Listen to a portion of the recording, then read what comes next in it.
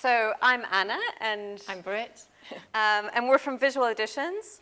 We, we came here. Kate invited us here 2 years ago to talk about Editions at Play, which at the time was really nothing more than an idea. It was a big idea, an intent, an intention, yeah. But we didn't have any books to show, so that was, a challenge. And having the opportunity to come back 2 years on, we now have quite a few books to show, but also a little bit of a kind of evolution of where we think, what we think has happened between the intention to where we are now. So, and we thought what would be really nice to do with you and being the audience that you are is to talk about some learnings quite openly, and you discuss it with you along the way. Which we haven't had the chance to do. So that's been really nice. It's been a really nice excuse or opportunity for us to kind of chart, the progression, but also where we didn't get it quite right, and what we've learned from that. So we'll end on that note. We thought it might be quite nice for those of you who've never heard about us, is just to talk a bit about our context, almost like our start point and kind of where we're coming from. We've been going for 8 years. We call ourselves a publishing duo. We started very much in physical printed books, but books with quite different. So probably the most well-known is the one in the top left-hand corner, Tree of Codes, which really helped to launch us as an experiment in how much can you push the boundaries of printed matter. A book by Jonathan Safran Foer that is literally with a different diacon on every single page. So it's as much a sculpture experience as a reading experience. And what we're very proud of is not just how well it did as a book in terms of getting to audiences in different kind of ways, but also what it inspired. So on the right top-hand corner is a ballet that was premiered 2 years ago in Manchester. It is now on tour all over the world by Wayne McGregor, and it was inspired by the book. And what's amazing to see is whenever you create something and it gets a different kind of life by someone entirely different. So we're not part of the ballet, but we help inspire it through the work. And that's really when things feel the most exciting, when they kind of cross those boundaries between what you initially intended and what it ends up becoming. And we keep doing that in all the work that we do, be that digital too. Another example Not always intentionally. No, and not always, not intentionally, not always in the way that we kind of hope for, but I think with the ballet, it's a really lovely experience. Another good example, which I think is relevant to talk about, is the sort of bottom corner, which is a book we did a couple of years ago called Where You Are. It's a collection, about 14 different writers and thinkers. It's a collection of different kinds of maps. So every single thinker, every single writer came to us with their personal map. And the physical version of it is very much a treasure trove of a box of folded up maps that are really difficult to fold out, quite difficult to put back in. And the digital version of it is exactly the same content, if you like, freely available on a website that you can explore, not just in terms of reading, but also you can explore the other readers reading it alongside with you. So kind of we've always tried to push the boundaries of what you can do in print, but also what you can do in the digital and in other kinds of experience right from the outset of our being. Yeah, and I guess just the last point to make with why we chose to start this talk with our foundations is a little bit like the introduction that was just made of what we're interested in and have always been interested in is pushing this idea of the materiality, but that has translated into digital, which has been a really exciting space for us. But from the outset, we're always interested in how far we can push whatever medium we're working in, which is where Tree of Codes has been particularly exciting, like Britt just said, because it's ended up taking on this totally unexpected life form as a ballet, which we never could have imagined would have happened. So enough about our past. Let's talk about now. What we are here to share with you today is really Editions at Play. It's this thing. It's a moving thing, hence the moving logo, developed by Universal Everything. From the outset because we wanted things to change. And it's kept changing. And what's been lovely to do in preparation for the talk with you today is to think about what's changed in the space of 2 years. And quite a lot has, which is what makes it really, really fun. But it's a bit of a context about what is Editions at Play. It's a collaboration project that we started 2 years ago with Google Creative Labs. And it's really a co-initiative to champion books that are powered by the internet. So it's about how can we try and have as much fun with what a book might be on your mobile phone, in your pocket, and what can we do in that space. And the sort of quite lofty ambition, if you like, from the outset is to be how can we inspire and engage a next generation of readers on their mobile phones. Do you want to add anything to that very quick setup? That's a good setup. I guess just the one thing to unpack a little bit is this idea of the magic of the internet. And we talk a lot, and probably, through this talk we'll emphasize this quite a bit, is in most cases with these books, the technology is already there. So it's more a case of showing the possibilities of what you can do, but in a reading environment or for a purpose that happens to be a book. But quite importantly, and I guess why we use the word magic, is for it not ever, hopefully, to feel like it's just using technology for technology's sake. So it's very much about furthering the reading experience or making a reading experience delightful or magical or surprising or enjoyable, hopefully enjoyable. But that's quite fundamental to every project that we've ever worked on. So the reading is really at the core, and the fact that technology is furthering it on in whatever way is a kind of add-on. We've got a core value which we have written out for Editions at Play, but it's actually very much born out of Visual Editions, and that's about every single book we do is about it being delightful reading experience, but also to be surprising.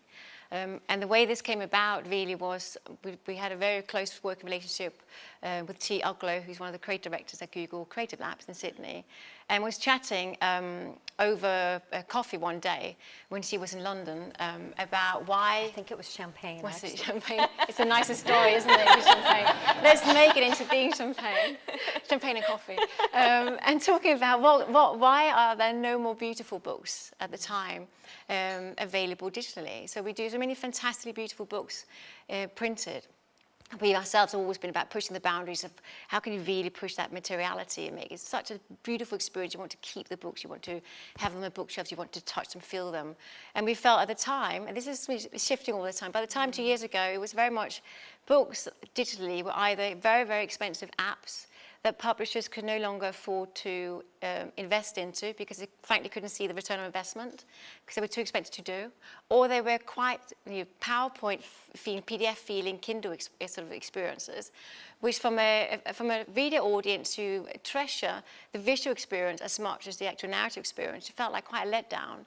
We come very much from we have a love of the visual. Our strapline is great looking stories. The visual is a big part of how we feel our audience engage and enjoy our work. And we just felt like we could never engage in a Kindle experience because it would be such a sellout to our audience. So from this came this conversation about why are no one pushing boundaries about what can you visually do online without it being so prohibitively expensive that it's just something that a small publisher or just a creative digital thinker could never embark on. Why can we not try and experiment with websites, with what's available? It's not about building walls about, are you on Apple or are you on Android, but actually what's freely available that you can use and play with. And that's really where the start point came from Editions at Play. And the idea of the name is obviously it's editions because they're books, but also the play is partly because it's Google Play, but also because we're playing with possibilities and playing with boundaries and playing with what can we push down in terms of boundaries as well. We have a very democratic approach. We've had that from the outset of Visual Edition. We want as many people as possible to read our books. Within physical books, we've always had this idea we do not want to have collector's items, 100 printed editions that are hand-stitched and kept in glass cabinets. We've always had this ambition, we want people to read our physical books on the tube, at the hairdresser, whatever, they can get dirty. And that's the same with the digital, that they have to be mass-driven, whether masses will end up reading them, but the ambition should be for them to be as democratically available as possible. And that's an important part in terms of how we've been thinking about digital play. But should we show the film? Yeah. That'd be helpful. So there's a film we've made which features a lot about T really talking about how they've approached it from the lab and how we've approached it collectively. And it's just nice to have someone else talking than just us. So here's T.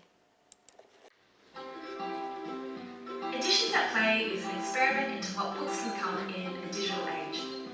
Some people say physical books have qualities that don't transfer well to digital. Editions at Play flips this idea on its head and asks, what if digital books had qualities that don't translate to print? We created 4 books that cannot be printed and an online bookstore powered by Google Play. The books harness the dynamic properties of the web and are designed to be read on a mobile phone.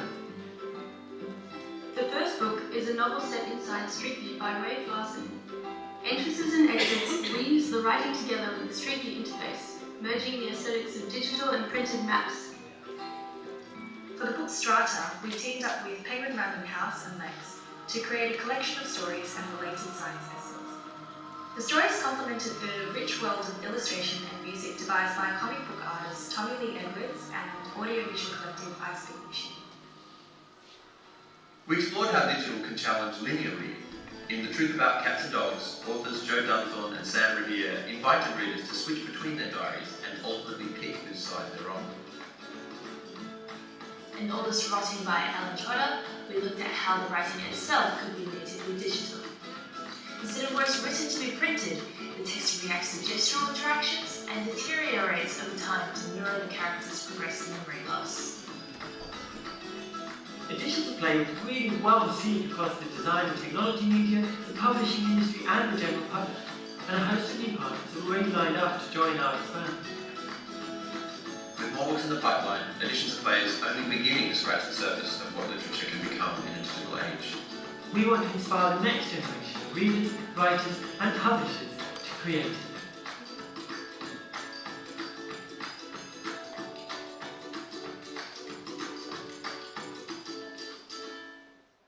It's probably, just for a bit of context as to why we just appear randomly at the end there, the Google Creative Lab team happens to be based in Sydney. So we do a lot of our work on Google Hangouts. At various weird times of the day. Really weird times of the day. But what that film we think does really well is to set up kind of how we started. It's obviously clearly an introduction film to a wider audience about, you know, what's Edition of Play about. And it was done at the time of launch, which was December 2015, with the first books coming out early 2016. But what's been really nice to do for this talk was just think about what we've learned over the phase. And it falls quite neatly into 2 years and 3 chapters. Do you want to talk about the chapters? Yeah. And what feels exciting and also a little vulnerable in a positive way is this is the first time that we've had a reason really to look back over the 2 years in 3 different phases. And we really thought, okay, so these books that we're making are changing. That's kind of a given. The technology's changing. The way that we're reading online is changing. That's fine. But what we started to really unpack and look at more carefully is, okay, so how might we group these books that we're making and what concerns and ideas are kind of driving these different phases? So we've broken them down. And these are, you know, very open for discussion. But we've broken them down into the first set of books, which would have been 5, right? Mm-hmm. So the 5 that were discussed just in the film there, into exploring this idea of the unprintable. So very much like what T was saying in the film of what can you do online that you couldn't replicate in the physical world. So a lot of the concerns around that was around making books that were dynamic. The second phase, which we've just released 2 books for, we'll talk about all of these in detail, was around cherishing this idea of what's keepable, which, you know, the idea of something that you want to keep in a digital sense is quite curious.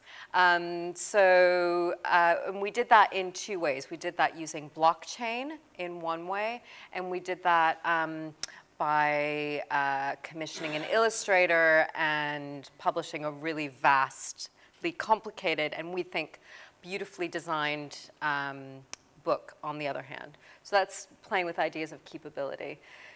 Where we are now, which we have Kate sitting here, who's one of our authors, which is really exciting, is discovering the physical. So looking at the relationship between physical and digital, and the physical coming into the digital world, perhaps a little bit more than any of the other books. So. Yeah, and this feels really fitting, happily, because your whole introduction of to this talk was about collapsing the boundaries. And that sort of realization that to the whole sort of next set of books we're doing is really about that. We spend so much time, saying what can you do in print that you can't do in physical, that you can't do in digital, and what can you do in digital that you can't do in print. But actually, now all of us at a stage where we've happily lived with these different formats for so many years. Now, how are they starting to fit into each other? So it's just kind of interesting, in a broader context, we talk about the, what Internet of Everything and how can our kettle connect with us and tell us different kind of things. And in the book form, what does that mean in terms of creating culture and how the physical and the digital work together? So it's a great, fun space to be at. So we thought we'd just talk through each chapter, basically, and talk through the books and talk through the learnings as well. The start point, which caused a lot of debate actually when we were here last time. This is where we started when we came down here last time. It caused a furious argument actually, which was brilliant. Which is always fun. So the starting point was, so how do you make books that cannot be printed, which everyone agreed on. But the furious argument came when we started talking about our need for pages, and we were adamant. We're less adamant now. Yeah. But 2 years ago, we were really stubbornly adamant about this idea that, okay, so it's got to feel bookish. That we were clear on. We're still quite adamant about this sense of it being bookish. But at the time, we were like, well, for it to be a book and for audiences to recognize that it's a book, it's got to have pages. And the reason for that at the time was, if it has pages, it is a book, and it is not something else. It is not a game. It is not a film. And that's still important. That sentiment is still important. But perhaps the adamancy around it having to be a framed page is less so. We're a bit looser around. But the familiarity of making sure that you're clearly creating a reading experience, not just a broad multimedia experience, is really important still to us. And what we just keep shifting is the framework for that. Yeah. You've seen a bit of this already in the film from T, but it's kind of just really nice thinking about some of the behind the scenes that went into making books. And some of the lovely stuff we hadn't anticipated was the physical paper cutting prototyping for the digital prototyping. And there was this, in terms of the making of the books and working with developers at Google, it's at the time incredibly similar to just creating a physical book. Like, you went through dummy making in many ways, and same way we've done dummy makings in the sort of previous 6 years, making physical books before going into digital. And it's quite nice to see how much was similar as opposed to how much was different between the printed books and the digital books. And then we just talk a little bit more about the books in this first phase. They were introduced nicely by T in the film, but one of the first ones we did was The Truth About Cats and Dogs by Joe Dunthorne and Sam Rivera. What we loved about it was basically a book about taking sides. It was two authors, or poet and author, having a very public rivalry with each other about who was the most populist versus popular. And it was just a really lovely experience in terms of you as a reader being able to figure out who did you like the best, or who did you sympathize with the best, but also at the end you got us to rate the authors and your feeling of being with the author and as part of the reading experience. And one thing that we'll probably continue to touch on, but now is a good opportunity to Navigation. Is to share with you is this was the first book that we worked on. So we had done an awful lot of thinking around the broader context, the ambition behind Editions at Play, what we wanted to achieve, and all that's fine. And then when you start working with writers and developers and actually start getting into the making of a book, a lot of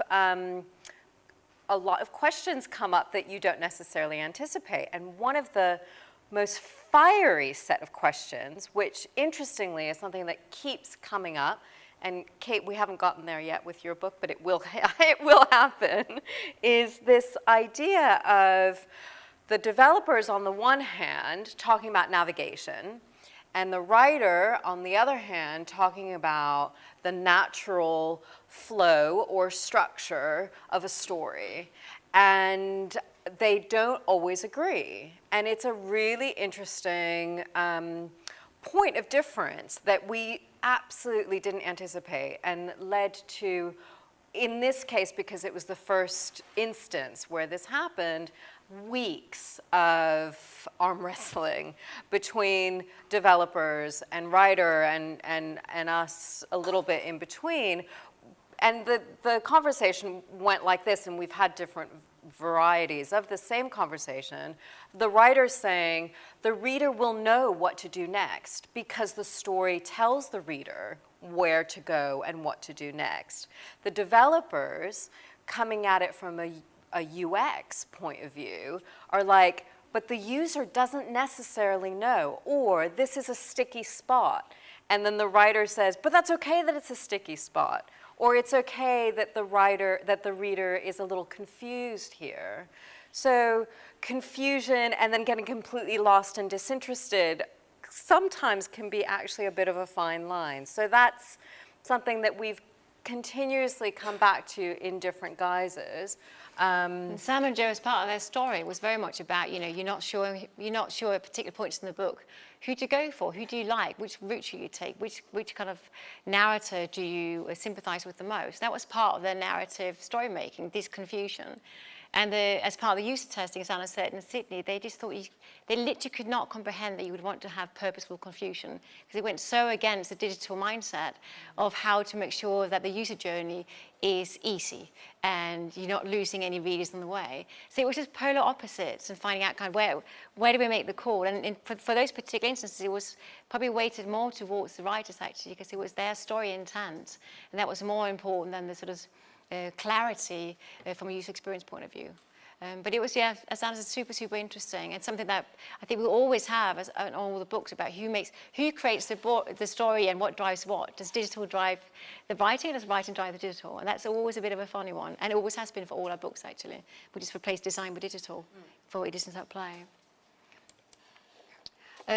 Another book worth talking a bit more about is Rafe Larson's Entrances and Exits, which is a story using Google Street View. And what was really fantastic about it was just how close Rafe worked with the creative labs in terms of finding out the boundaries of technology and then using those boundaries of technology to influence exactly how he was writing, where he could go in his story as part of finding the right imagery.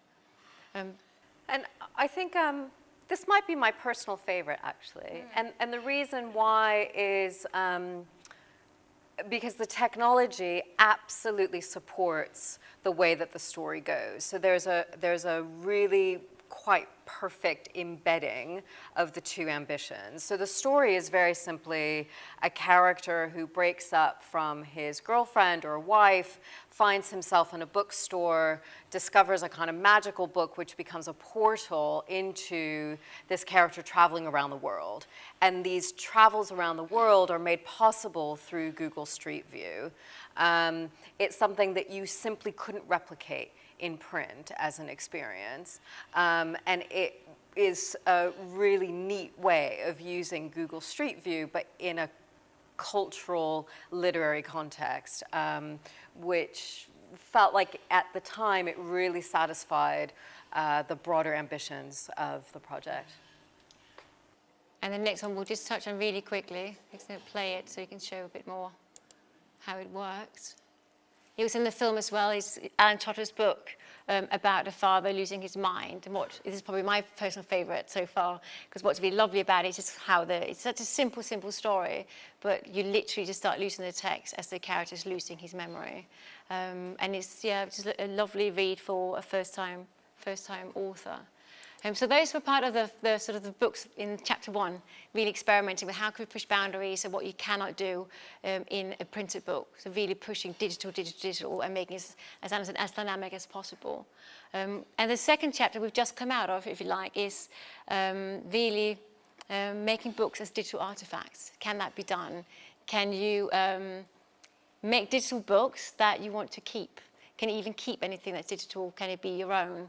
And how can you create sort of emotional connection? Can you do that through technology, or can you do it through craftsmanship? So 2 books came out of that, and I think we've got films for both of them to show. This is the first one, Joanna Walsh's Seed.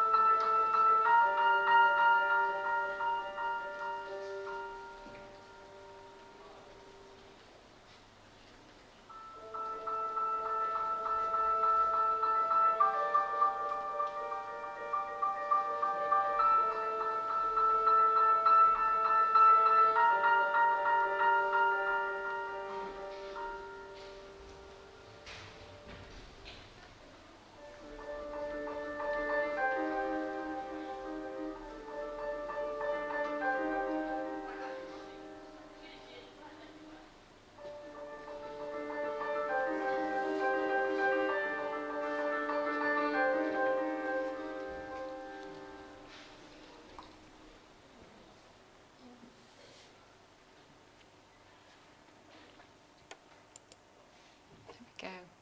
So Seed is the longest read we've created a Disney play, whereas the other books have taken, if you talk about how long we expect people to read this particular book, they'd probably take between 20 and 35 minutes on average, book until this point, whereas Joanna's book was more like an hour and a half. So Sorry for cutting off. No, but it just as an aside, it's worth saying that we don't measure any of our books according to page count. We measure them according to reading time because that's more faithful to the medium. So they've all been 20 minutes, about 20 minutes long. You carry on. So this is just, as a book, it was incredibly ambitious in terms of just the amount of writing that Joanna did. She talked about being what was the word, rhizomatic? Really into how you navigate the book around. Yeah, well, so the way that Joanna talked about it from the outset was that she wanted to create a rhizomatic canvas for the entire structure of the novel. It's very sprawling, it's very fragmented, and there are also multiple ways of reading it. So you could read it in a linear, the reader is given the choice to read it in a linear way, but you can also choose different, as she called them, threads, so different story threads. In terms of the kind of keepability sentiment that we feel has gone into the book, this was the first time that we commissioned an illustrator to work on a digital book with us. So we commissioned a really talented illustrator, Charlotte Hicks, who was fresh out of graduating from Manchester, I think, and conveniently was working in a garden center at the time, so had a profound knowledge of plants, and also a very good illustrator. So there are different, the story takes place over a summertime. It's summer before a girl goes to university, and it's a real coming of age story. And for each time over the course of the summer, there are different plants that bloom, that are in season, and all of that is captured with quite meticulous detail through the story, but also through the illustrations. And it's just a very sort of rich, in-depth kind of reading experience, much richer than probably some of the other books we've done at this point. And it was in some ways quite traditional. You had quite the idea of illustration as part of a rich experience, how you can navigate it. There was lots of traditional things in it that almost came more from the physical sort of printed world as opposed to digital. So it was really about how can you craft and bring craftsmanship into this kind of digital experience. And as a total polar opposite to this, at the same time, we brought out a book by T. Uglow called A Universe Explodes, about a father who is, what's the best way of saying it without saying it? Well, we don't know it's a father, actually. No, that's true. Yeah. The character, A parent who's kind of losing his or her grip on reality and a sense of family is the story, but the mechanism is uses blockchain, uses Bitcoin, or the technology behind Bitcoin, which is called blockchain. But we'll show the film and then explain a little bit more about how it works. A Universe Explodes is a book from Editions at Play, an exploration into what books can become in our digital age. It is a very short book about a parent who is struggling. It is sad, but also funny. We wrote it to explore some ideas around what it means to own content in a digital age, and even what we are as digital natives, rewriting our lives through the eyes of our peers. To create a book that can be actually owned, we used blockchain, the technology behind Bitcoin. Anyone can read the book, but when you own it, like Jane or Johnny, you edit it as well, removing 2 words on each page as you read, and adding 1 word, and then, when you finish your book, you dedicate it to a friend. When the book is given away, we record that ownership, Jane's name and the changes that she made. Those changes are stored using blockchain, like a very detailed library card. We call this library card a culture group, as each owner reduces the text of the book until it is 1 word on each page. This mechanic means the owner becomes part of the book for others to write over and reimagine. Of course, June, or Andy, who don't own the book, can still access and read any version of the book. After all, it is just a website. And if a museum or library wanted, they could choose to display John's copy or Jane's. The books become unique immediately, having different successions of owners, dedications, and words added and removed. Johnny's book might be seen as more elegant, but Jane's book might be more desirable because she's just so cool. We don't know if this will happen. It's just an experiment. A Universe Explodes is a book that can be owned, and also a book that transitions, changing owner, content and value, and letting us see what a digital book is turned into over time. Editions and Plays, experiments in what books can become in a digital age. So what A Universe Explodes experimented with is the idea of how do you actually own something online?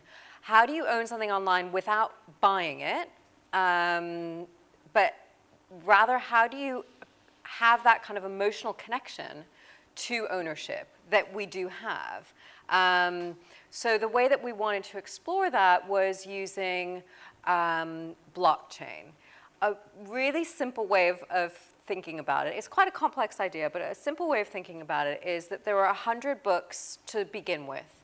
So Editions at Play dedicated the first 100 books to our friends. Then those 100 people read the book. You had to engage with the book as well, so that kind of taps into our relationship to how we own something. So there was an editing process that we asked of the readers as well. We asked a lot of the readers, which was part of this experimentation. Then once the reader was finished editing, they could choose to dedicate their copy onto someone else. So what began to happen, or the idea was that there would be almost like daisy chains that sprang from the original 100 owners. So it touches on, it is in a way a limited edition of ownership that then carries on throughout each of the 100 owners. But it's also, as T explained in the film, available for anyone to see on the website. So this is a live, growing, a very evolving project. So you can see all of the different owners as a member of the public. We had no idea what the response would be, and it was incredibly positive. Been super positive, because if we're playing with kind of, we all buy license, right, to our music, to our films, to our TV channels, to whatever you want. That's how we kind of operate online. And is it interesting to talk about ownership in the world of kind of art and anything being creative? What if you want to trace back to what you created and it's yours, and you should have copyright for it? And how does that work in digital landscape? And that's what this video about playing with is kind of, can you own, and do you want to be part of it? Is there even an audience for it? Which there is.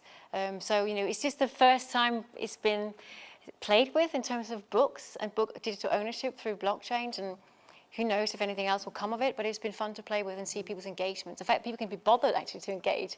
It's always the nicest thing when you create anything that people want to engage with that. A bit more here.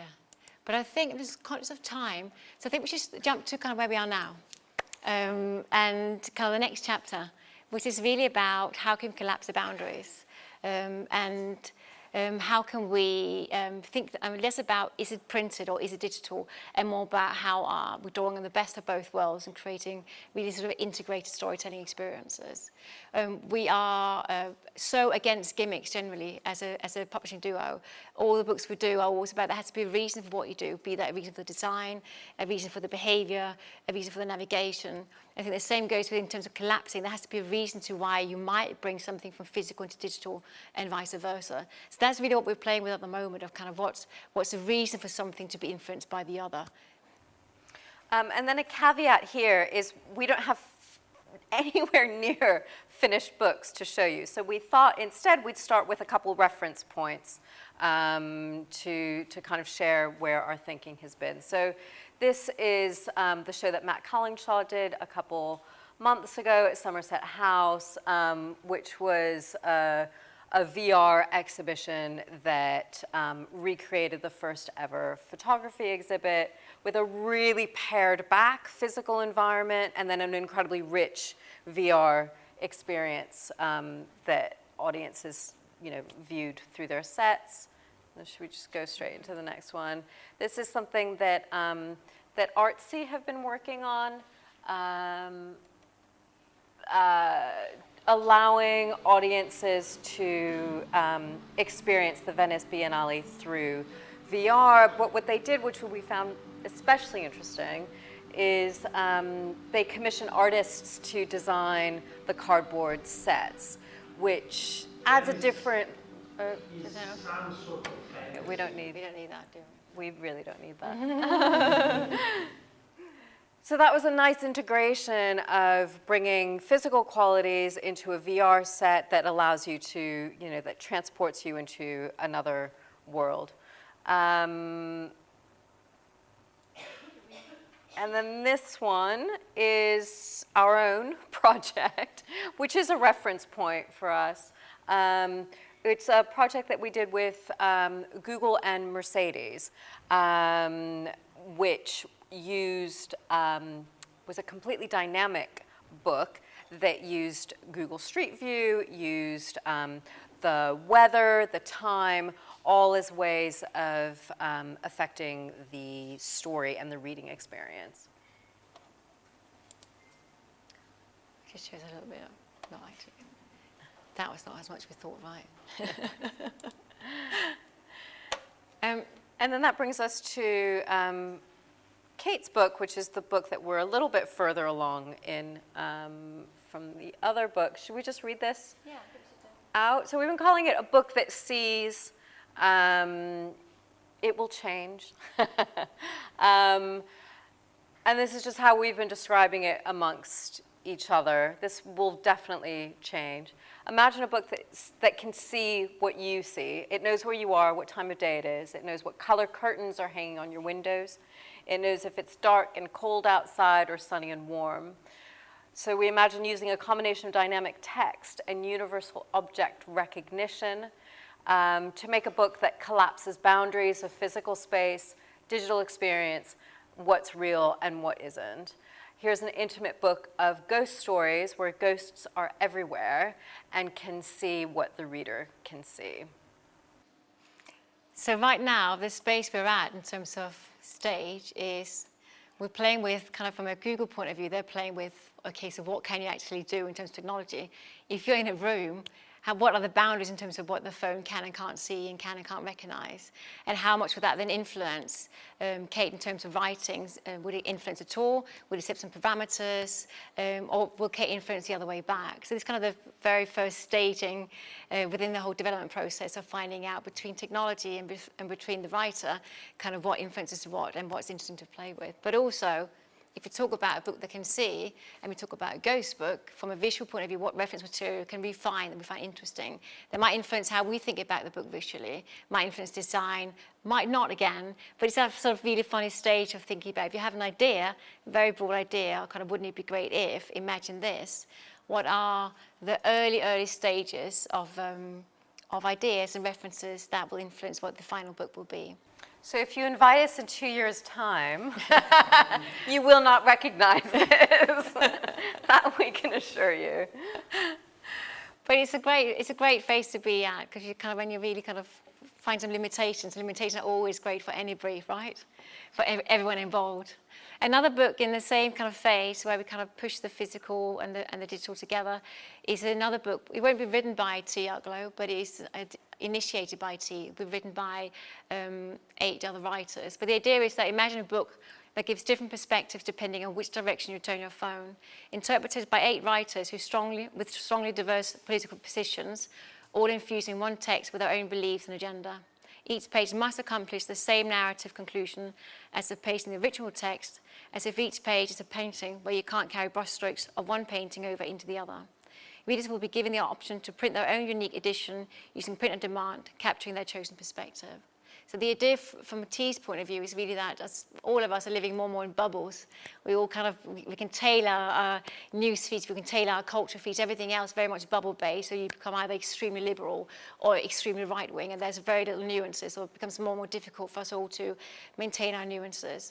So the idea is, what if you purposefully push those boundaries? You have one story, quite sort of T calls a vanilla story, it's just something that happens, but you look at it from a, you look at it from a real left-wing point of view, you look at it from a really right-wing point of view, you look at it from a Russian point of view, you look at it from an American point of view. These are very cliched perspectives, but there might be just 8 different perspectives where you really get to see a different perspective on the same type of story. And how does that make us feel about the stories that we choose to read? And will we end up printing any of them on print on demand as our special personal editions based on our viewpoints? So it's really an idea to kind of create debate around perspective and how we should all maintain a broad perspective. And we're quite excited. The bit around 8 different perspectives, and the idea is that the phone's movement will influence the changing political views as well. That kind of feels easy to us. The bit that we think is going to be the biggest challenge is how print on demand fits in, because that we've never tried before. So to make unique editions for readers, whether anyone will even want that, we don't know. And then what kind of experience do we create that translates from the digital into this print on demand is, yeah, we don't know. To be seen. We don't know. Okay, so we should probably... So the final thing is give you 4 key learnings, right? Yeah. And then we're done. And the first one really is Google Play wasn't play. It got in the way. It got in the way. So we set out with this idea that we're creating digital books. It's with Google Creative Labs. They're going to be sold because they need to be sold to have a sense of value, and for the authors as well. And they're going to be sold through Google Play, which is kind of their platform for books, etc. And it just got in the way of people getting to the books.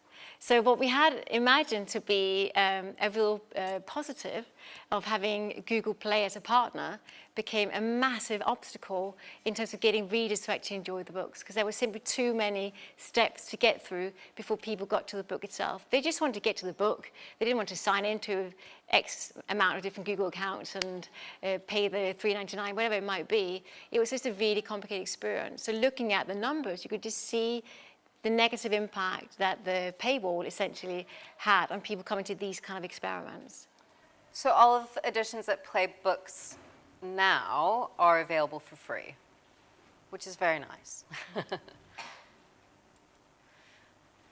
Our second learning is don't judge the success of a book by how many readers finish it. So we've had so many interesting conversations around this where, the metrics around digital books are really different to the metrics around physical books. If you buy a physical book, if you buy a book from Daunt Books, for instance, it's very likely, in my case definitely, that you are really excited about buying the book, you put it on your shelf, and you might never read it. And that's okay. Or you might begin it and not finish it. But the funny thing about a lot of the data that comes with digital books is the percentage of how far into a book a reader has gone into. And it becomes a real gauge of whether the book was successful or not. And our learning is that it's not actually a gauge.